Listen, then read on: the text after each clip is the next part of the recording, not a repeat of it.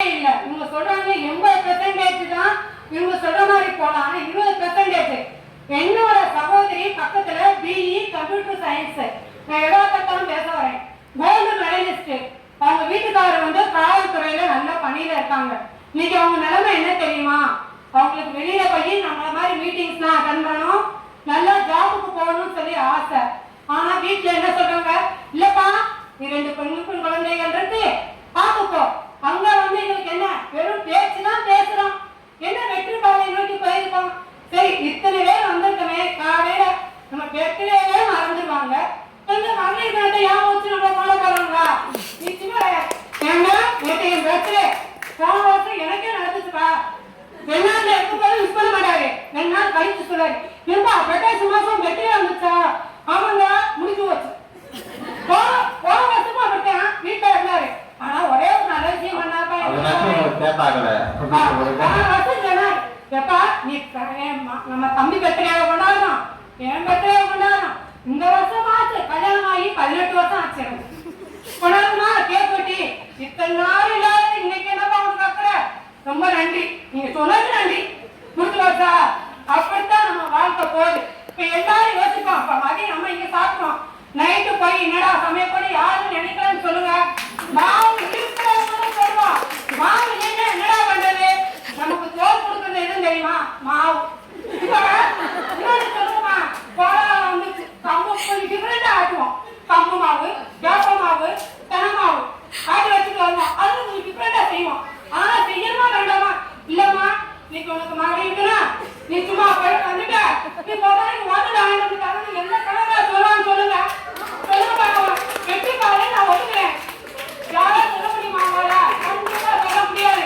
நான் உங்க இங்க இருக்கேன், யாரும் ஒரு நைட்டு போன இருந்து பறக்கிறேன், அப்படியே பரபர போய் செய்யணும். அதுதான் யதார்த்தமான உண்மை. ஆண்களுக்கு வந்து ஃபங்க்ஷன் வந்து அவங்க என்ன சொல்லுவாங்க, யாருமே கேட்க தேவையில்லை, போயிடலாம். நம்ம அப்படி போக முடியுமா? ஏங்க என் ஃப்ரெண்டு வீட்டுல வெடிங்க ஃபங்க்ஷன், அப்படியே எப்படி கேட்கணும்? பணிவா அவங்க எந்த ஊர்ல இருக்காங்க பார்க்கணும். ஆயுஷ் டென்ஷன் இருக்காங்க இல்ல வேற ஏதாவது டென்ஷன் இருக்காங்க, என்னங்க நான் போயிட்டு வரட்டா? அது அப்பவே சொல்லப்படாங்க. திரும்பி என்னங்க போயிட்டு வரட்டா? 3வது சரி சரி போ போகும்போது எல்லாம் செஞ்சுட்டு போ. அங்கே திரும்பி ஃபங்க்ஷன் தான் முடிச்சுட்டு அறையலாம். இப்போ பெண்களுக்கு வந்து நம்ம எல்லாருமே ஒவ்வொரு இடத்துலயுமே பொண்ணு பார்க்கணும். அப்ப என்ன செய்யணும்? நல்ல மருமகளா ரொம்ப பாங்கான பெண்ணா வேணும்னு சொல்லி கேட்கணுமா? அப்ப தோசை தெரிஞ்சு கைமாற்ற போறான். அதுதான் யதார்த்தமான உண்மை. நல்ல படிச்ச பொண்ணு. இன்னொன்னு பாரதியார் வந்து ஒரு பயன்படுத்த சொல்லிட்டு முடிச்சாங்க ஸ்டார்டா, பெண்களை வந்து செத்து மாறுங்களா பாதிக்கிறாங்கன்னு சொல்லி மனசு வருத்தப்பட்டு ஒரு லைன் சொல்லுவாரு. ஆமா நம்ம சம்பளம் செத்து மாறு வாங்கி அப்படியே கொடுத்துருவோம். 1 லட்சம் ரூபாய் வாங்க பெண் கூட நான் சீரா என்ன பண்றா? அவங்கதான் சொல்லுவாங்க, இங்க ப்ராப்பர்ட்டி வாங்குமா, இங்க ஆட்டி போடுமா, ஏன் உனக்கு ஒரு நாள் பிடிச்ச சேவை நான் ஏற்கிறேன் சம்பளம் வாங்கினாலும் அந்த பெண்கள் தான் 1 லட்சம் ரூபாய் சம்பளம். ஏமா உனக்கு சம்பளம் ஏறிடுச்சா? ஏறிடுச்சு. சரி இந்த மாசம் உங்களோட செலவுக்கு பட்ஜெட் எதுக்கு நம்ம வச்சு போராட தெரியுமா? அது வச்சுட்டு வைக்க முடியல. ஒரு மாதம் எடுப்போம் எங்க வீட்டுல மாசம் இங்க 2 பேருக்கு 7,000 சம்பளம், ஒரு மாதம் வச்சுக்குவோம் 10,000. இந்த மாசம் என்னென்ன செலவு நம்ம அதை சிக்கப்படுத்த நமக்குள்ள ஒண்ணுமே வாங்க முடியாது. நம்ம ஏற்க வாங்க முடியாது, வெடிங்க ஏற்க மழையிலிருந்து வரவேன். நமக்குள்ள ஒரு பூவா நம்ம சுயமா வாங்க முடியுமா? பூக்காரி சம்பளம் நம்ம போனமா சிலப்பா 300 ரூபா வந்துச்சுங்கப்பாங்க. அதுதான் யதார்த்தமான உண்மை. வெறும் வார்த்தை மட்டும்தான் நம்ம பேசுறோம், முன்னேற்றம் கிடையாது.